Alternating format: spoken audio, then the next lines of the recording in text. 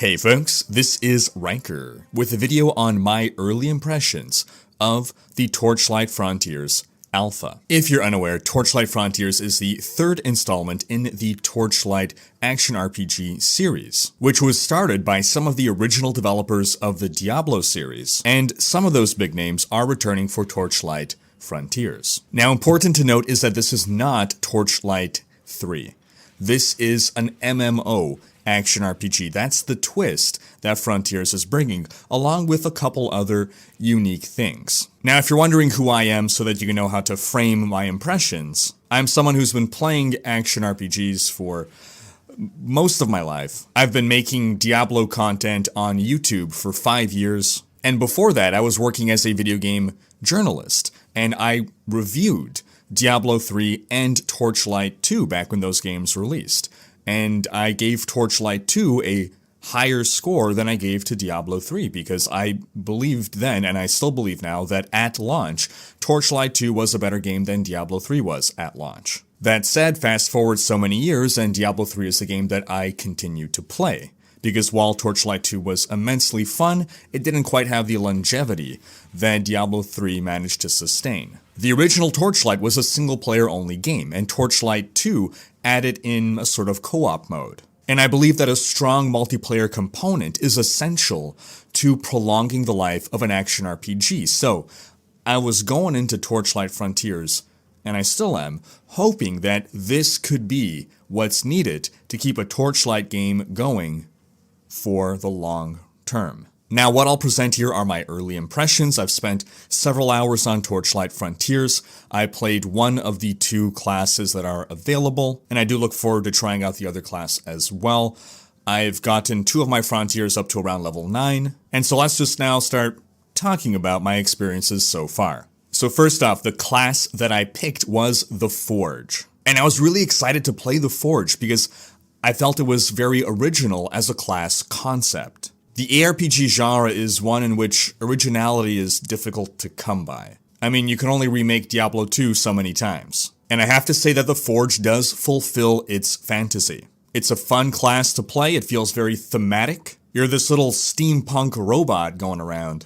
And while most of its various skills can be compared to things we've previously seen in other games, it's all very well implemented, and it never feels like, oh well, this is just reskinned Reign of Vengeance, for instance. Even if that happens to be the case. The Forge has a nice assortment of skills to pick from ranged to melee that offer various utility, but it's the resource system of this class that I immediately loved. You see, by using certain skills, you generate heat, which can dissipate on its own over time, but then you have other skills that will vent all your heat. And the closer to max heat you are when you use these spender skills, the more effective they are. And if you reach max heat, nothing bad happens, but then you can no longer use skills that would generate heat. So gameplay-wise, it's about finding a balance between using skills that will generate heat and skills that will deplete all your heat. And it seems that the generating skills are the ones that will be your bread and butter skills, and then you will pop your cooldown abilities to deplete all your heat. But depleting heat didn't feel like a chore. It didn't feel like something impeding my ability to play the way I wanted to play. The amount of utility brought by the spending attacks definitely warranted their use and did not make me feel like I'm wasting time by using this skill rather than just continuing with my primary attack. Now, apart from active skills, you of course also have some passive skills that you can select. These offer an assortment of buffs, one of which does include greater passive heat dissipation. Now, this whole heat mechanic isn't something that's completely original, something that I've never before seen anything like in an action RPG, but it just fits the fantasy of the Forge so well, and the class feels really cohesive. The other class available is the Dusk Mage, and I don't know too much about the Dusk Mage, but it does seem to be something of a spin on your typical spellcaster, and I hope to spend some time with the Dusk Mage and then report back my findings there. But let's start discussing the game's progression system. Yes, you have these skills, but how do you acquire them? Well, this is where Torchlight Frontiers introduces a unique spin on the genre with horizontal progression. The game has both vertical and horizontal progression, but what we mean by horizontal progression is that your character does not have a level. This flies in the face of decades of RPG design. It's a bold move, and does it pay off? I'm not sure, but I find it interesting, and I do appreciate that they are risking this innovative idea. Basically what happens is that as you kill monsters or open chests or otherwise acquire loot, skill points drop in physical form, and you pick them up, and once you acquire enough skill points, we're talking 90 plus, you can spend those skill points to purchase new skills or upgrade your skills. It does give this nice sense of, oh, well, I guess if I spend enough time, I can unlock anything that I want. But I do have to say that it feels less satisfying to gain 100 skill points through incremental progression than to level up, get that boom, that ding.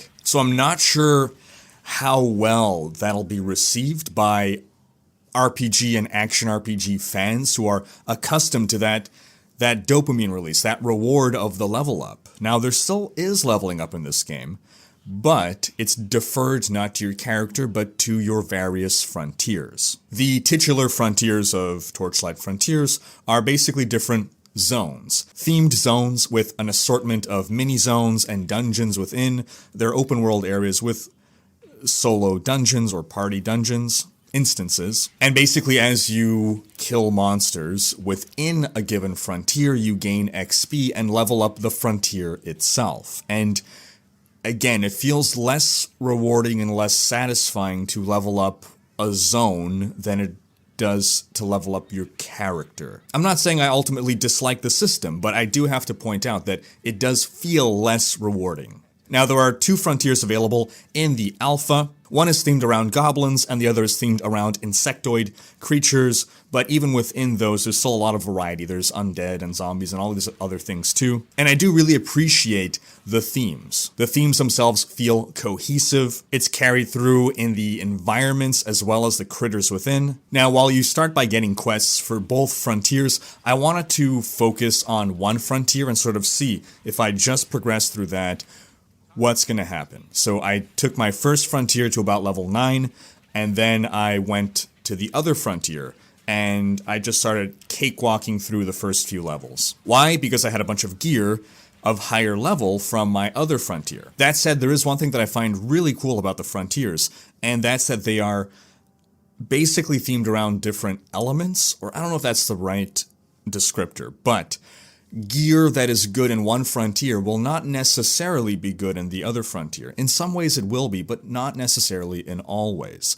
The Goblin frontier, for instance, is labeled as fire damage, let's say. So it's a frontier in which most enemies are somehow fire-based, in that they'll deal fire damage or they'll be resistant to fire damage. So you're going to want to equip gear that is resistant to fire and gear that deals not fire damage. So I found myself building up different gear sets to deal with different zones that are based around different elements. The insectoid frontier is heavily poison based, for instance, and I went into it as my second frontier with no gear that helps me against poison, and I was feeling those poison dots. So on that side of things, I found the itemization very interesting in that I'm building up, okay, this is my item set in case I'm in a fire zone. Here's my item set to deal with physical. But it did lead me to want to remain in one zone, and that's part of the reason why I stayed in the Goblin zone for so long, because I'm like, well, I don't feel like changing out to my other gear. It does feel tedious to swap from one gear set to another. That said, that's a super easy fix. They did that in Diablo 3. You have your armory. So if they just allowed us to, bam, save our gear sets, and then with a click of a button, I can swap to all of my poison gear, that'd be fantastic. Also, to be fair, I'm not sure how relevant this will be at endgame. I don't know if by endgame you're going to have gear that's good against everything, or maybe it doesn't even matter. Now, that was the most interesting part of the itemization. Beyond that, you have basically your standard aRPG fare, where you have items that drop at different quality tiers, and it seems that the highest tier, the unique or legendary or whatever you call it, is basically just better stats. I don't see anything super interesting about those items. But again, there was enough going on with the different elemental types that I didn't get bored of the itemization yet. Beyond that, you have a good amount of gear slots available to yourself, including for your pet. Did I mention we have a pet? We have a pet. This is a sort of a carryover from Torchlight 2. It's not as in-depth as Torchlight 2, but in short, you have a pet. It could be any of a variety of animals. You can customize it, give it a name and all that. And it's a companion that follows you around. It will attack enemies. It can die, but if it dies, it just basically goes on a 4-minute cooldown as it runs away and then comes back. But the most interesting part about the pet, what I like most, and this is something that I just love about the Torchlight franchise, is that you can use it as a mule to vendor gear. Basically, as you're out adventuring, any gear you find that you want to sell, you hit X, it gets shoved into the inventory of your pet, which you can open and access and swap around, whatever. And then at any point, you can send your pet. You click a button to send your pet to town. He'll be gone for 2 minutes, and he's going to sell all that stuff, all while you remain without going back to town. You are still there fighting enemies. I love this. The game also introduces a relic weapon system. Basically, you have some kind of uber weapon that once you activate, you'll have 30 seconds of uptime on using this weapon before going on, I think it's a 60-second cooldown or some kind of long cooldown. So it's really just to use in rare circumstances. And this weapon will actually level up over time, unlocking more abilities. It's an interesting system. I haven't explored it enough to really pass judgment on it. There are a few relic weapons available, but you would have to craft the others, and it's quite an investment. It feels like there's something interesting there or something interesting that could be there, but the long cooldown basically made it such that, well, I save it for boss fights. Now, there is one thing about the itemization system that I have to nitpick, and it's the potion system. Potions. So, way back in the day, Diablo 2, right? You had to buy a bunch of potions, you pop a potion, it's instantly consumed, and you have to fit the potions in your belt slot, or hold them in your inventory and consume them, and at the time we didn't have a better system, but I hate that system. I never want to go back to that system.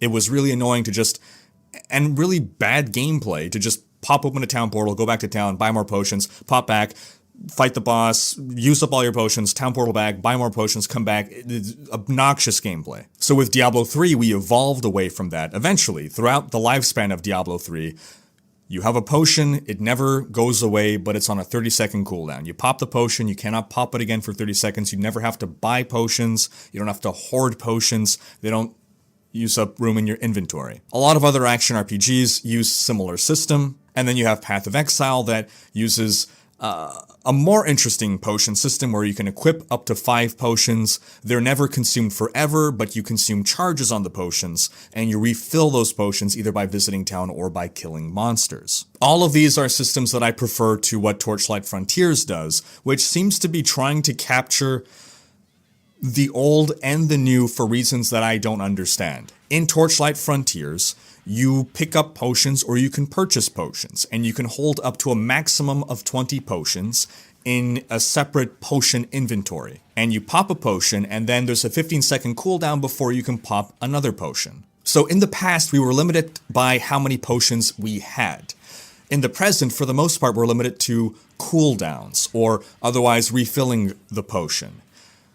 For whatever reason, Torchlight Frontiers wants to limit us in both ways, by how many potions we can have, and a cooldown too? I'm not sure why this was implemented. I'm not sure what the design philosophy. I'd be curious to know, because I don't want to just say it's a terrible idea. I'd want to know what the thought was, because it's a little confusing to me. This system doesn't feel more fun, it just feels kind of more annoying, because then you have to deal with, okay, well, if I'm maxed out on potions, if I have 20 potions, I'm still seeing a bunch of potions dropping, and then all the time I walk over them, I hear inventory full, inventory full. Maybe things differ at higher level. Maybe there's a reason that they want to gate us that way. Maybe it's because if we're going up against a difficult boss and we burn through all of our potions somehow on 15-second cooldowns, they want us to use potions as a gold sink? I know this is a lot of time to spend on something that seems like it should be minor, and ultimately, any adjustments to this system should be relatively minor and apart from the main game. But it is indicative of certain philosophies and certain mentalities that might guide the overarching direction of the game.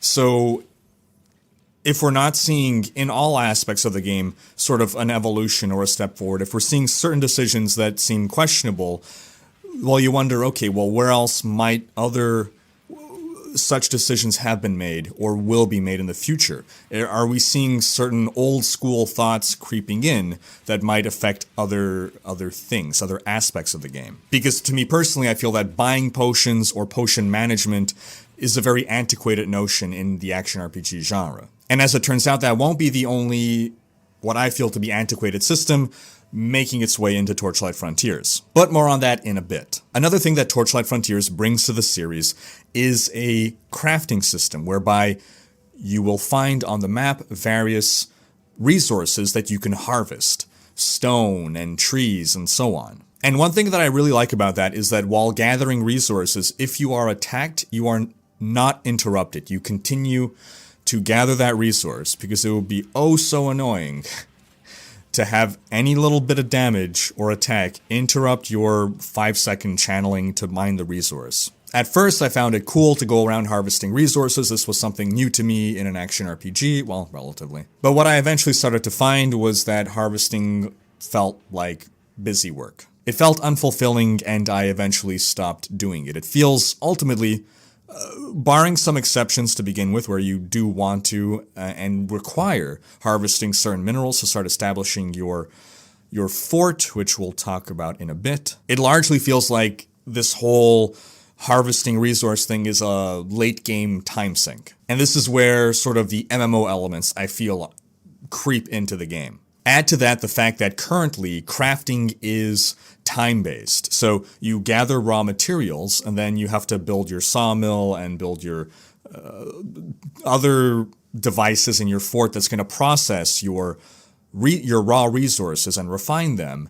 And then it's going to take like 30 minutes to make X amount or 4 hours to make Y amount of the resource. So there's a large amount of time gating here. And this is where we get a little concerned about, okay, is this where they're going to include the microtransactions? Because again, this is a free-to-play game, so they have to have some form of monetization model, and it's going to be microtransactions, and is it going to be spend $5 to skip your 4-hour queue and get your resources instantly?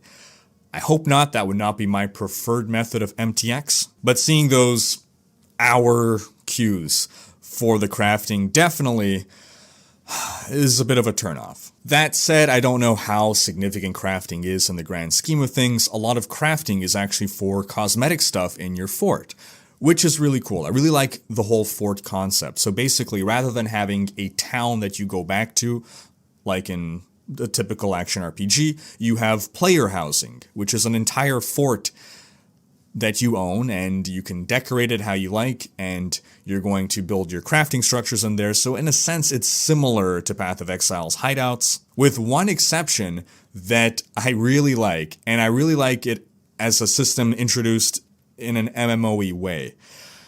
Basically, as you're traveling the world, there are places where effectively there's a placeholder fort where it seems, my understanding of the system is that any player's fort might appear there.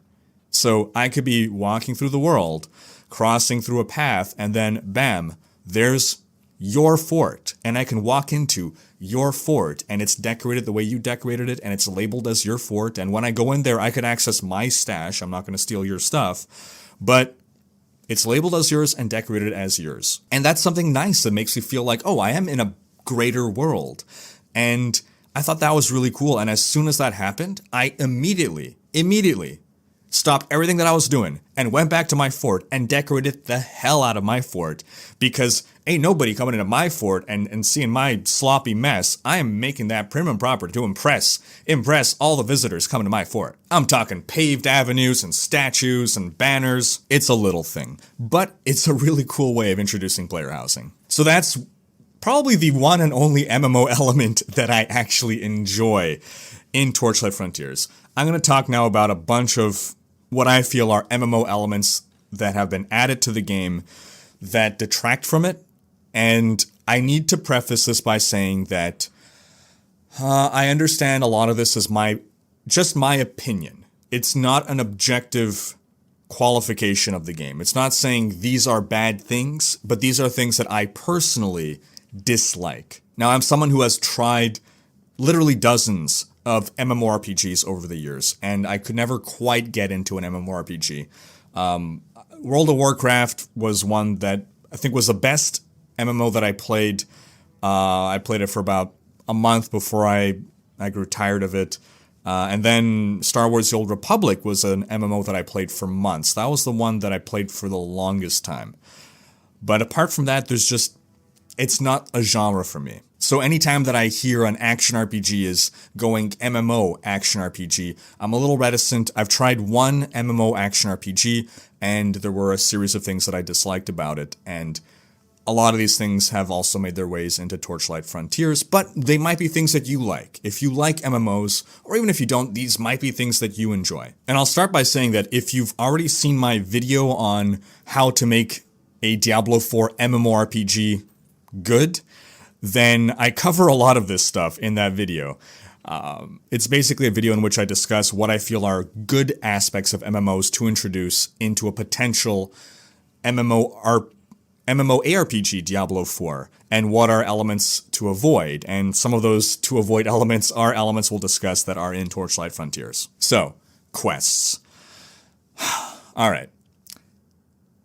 The quests in your zones are lots of go to X area, kill X number of Y mob type. Go to this area, collect 3 of these things, collect 5 of these things. Run around this area, try to find the 3 of this mob type in this entire area, and kill those guys. It's lots of quests like this, which to me that screams MMO, and not just MMO, but old MMO. Like, these quests have been around for decades in MMOs. I thought we've evolved beyond that. Haven't we come up with better quest ideas? For me, it's not fun to run around a big old area populated by monsters to find the 3 monsters or the 10 monsters that I have to kill specifically.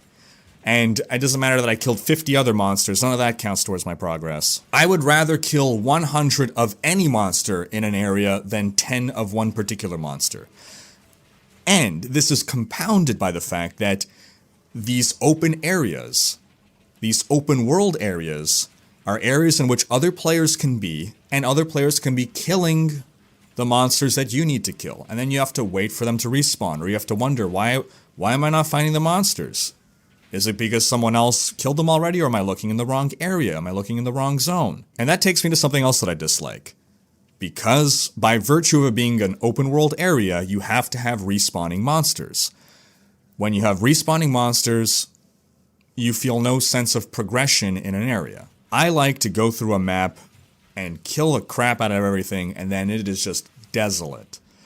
If I doing a big circle around a map, and by the time I do the circle, everything is respawned, I don't feel like I've made any progress. It doesn't feel fulfilling or satisfying. That said, apart from the open world areas, there are instanced dungeons. I always like instances.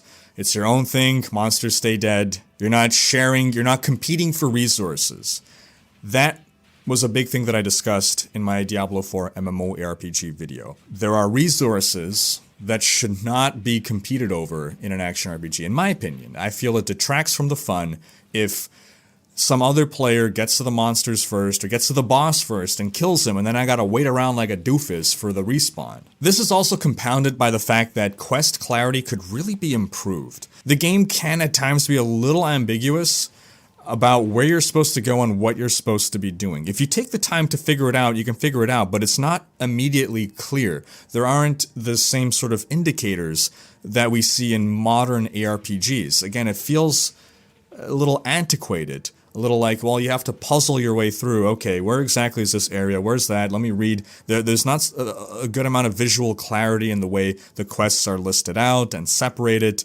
It just kind of all runs together in one garbled mess of text. But that's a minor complaint that could be very easily fixed. Now, another issue that I have is the grind.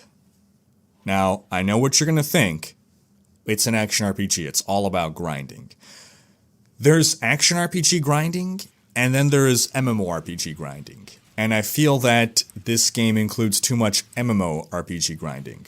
Allow me to explain. I found that going through the quests was not enough to level my way through the various zones and be adequately leveled for future zones. At some point I'm level 6 and I've gone through the quests and now I'm at a level 9 area and it's becoming really difficult for me. And I find that I have to go back and farm previous zones, not doing quests, just killing random monsters in order to get leveled up enough, get enough gear and get enough progression in order to be able to tackle the higher zone. Now you might think, well, with good enough gear you can handle the higher level zone, or why not just farm that higher level zone? Why not just, struggle through it? Because I could struggle through it, admittedly. Why not just struggle through that higher level zone and you're going to get better gear drops there and equip those gear drops in order to then be able to tackle it? That'd be a fantastic idea. However, the gear that drops in the level 9 zone requires level 9 to equip. So I cannot farm a higher level zone to get the gear that I need to tackle that zone. I have to farm a lower level zone to get gear that I could actually put on to then tackle the higher level zone. I don't even have the choice to struggle through higher difficulty content. I have to do the easier content that is of my level or lower. To clarify here, in a level 9 zone, level 9 loot drops, by which I mean you require to have level 9 of that frontier to equip that item. Gear requirements work per frontier, so you can have level 9 in one frontier, but if you get a level 2 item from a frontier that you've not reached level 2 in, then you can't equip that level 2 frontier item. So what this led to was things starting to feel very grindy. Okay, I can't just keep going through the story, I have to go back and grind. And now, okay, well, I'm grinding XP to level up my frontier, and I'm grinding up mob kills to get skill points, and I'm grinding up crafting materials, and I'm grinding up gold so that I can buy a map device to craft maps, which would be random dungeons, which is cool. I didn't get to experience it much, but very quickly, it's in a sense similar to mapping in Path of Exile, just a lot more basic. It's sort of a hybrid between Diablo 3's and Path of Exile system in that it costs you money, gold, so it's a gold sink to craft a map, and there are maps that you can craft with different modifiers. It's all pretty basic, but it might be an XP boost, it might be a skill point boost, it might be a gold boost to whatever you face in there, and the better the bonus, the more expensive the map is to create. And again, yes, action RPGs are grinding games, but generally, the thing with an action RPG is that the grind tends to come later. It's not introduced so early, and to me that feels more MMO-y to me, that I have to be grinding through content, and it feels like a grind. Generally, action RPGs, you're bam, bam, bam, you're going through area, progression, and you at least get through, beating through the story or some meaningful, you put in a good amount of hours before you get to a point, you've made a lot of progression before you get to a point where you really start feeling like you're grinding content. And so I have concerns about Torchlight Frontiers in that regard. I feel that I'm still relatively early on in the game, and that I shouldn't be feeling this amount of grind so early in the game. Alright, we're going to finish up with some random criticisms that I have, and some random good things I have to say about the game. So first off, sometimes heat fails to vent.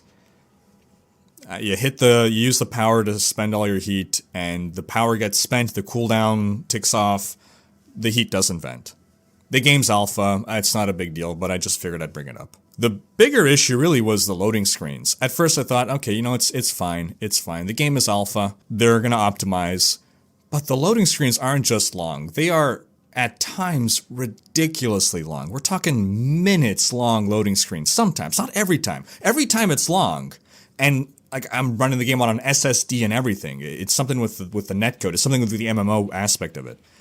I've never played an action RPG where the loading screens are this brutally long, to the point that it is painful to me.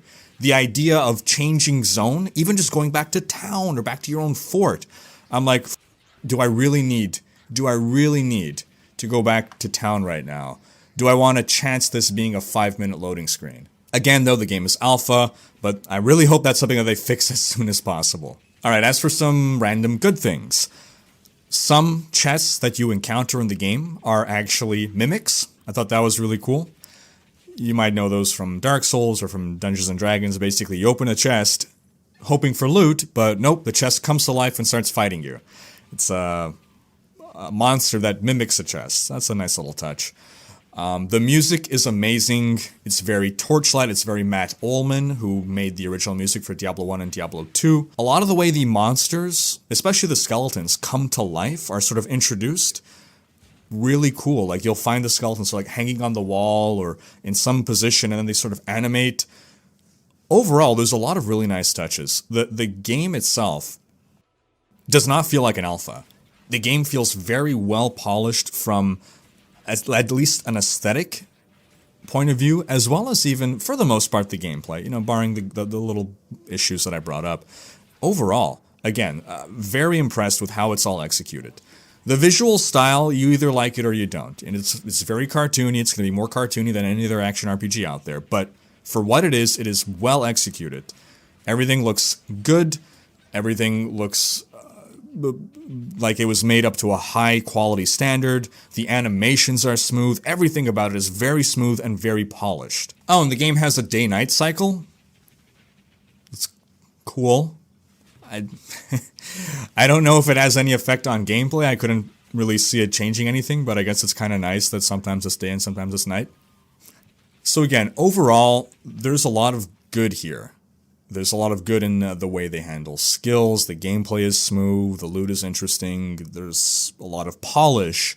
Most of my concerns that I'm concerned are not things that can really be changed, revolve around the more MMO aspects of the game, which, again, for you might not be an issue. For you, that might be what you're looking for. If you're coming from an MMORPG background, then this might all sound really appealing to you. But if you're coming from a more single-player, traditional action RPG background, you might also have some issues with this. Again, though, this game is in alpha. These are my early impressions, and I hope to continue following the development of this game. But I want to know what you folks think. If you've played in the alpha, let me know your thoughts, or if you haven't played, but based on what you've been seeing and hearing, what are your thoughts about this game? Sound off in the comments. Thanks for watching. Special thanks to my Twitch, Patreon, and YouTube supporters for making these videos possible. If you like what you see on this channel and want to support the creation of more content, you can consider becoming a supporter on Patreon or YouTube and gain access to behind-the-scenes content. If you enjoyed this video, please share it, check out these other videos, and subscribe to join Rhykker's Raiders for more gaming content.